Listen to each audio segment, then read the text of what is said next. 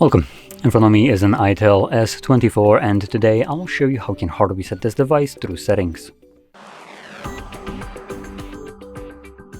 So to get started, you'll want to open up your settings and from here scroll all the way down to System at the very bottom, select Reset Phone and then Erase All Data.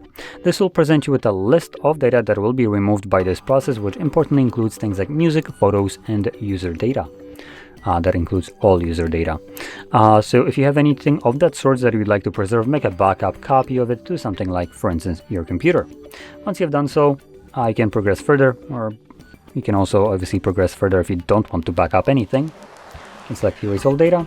This gives you again a quick message. All of your personal information, including downloaded apps and messages, will be deleted. You cannot undo this. Anyway, we're going to progress further by selecting Erase All Data, and this will now begin factory resetting the device.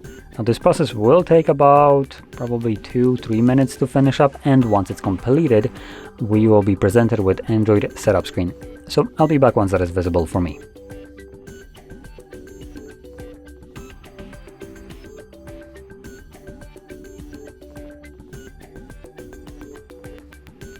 And as you can see, the process is now finished and you can set up your device however you like.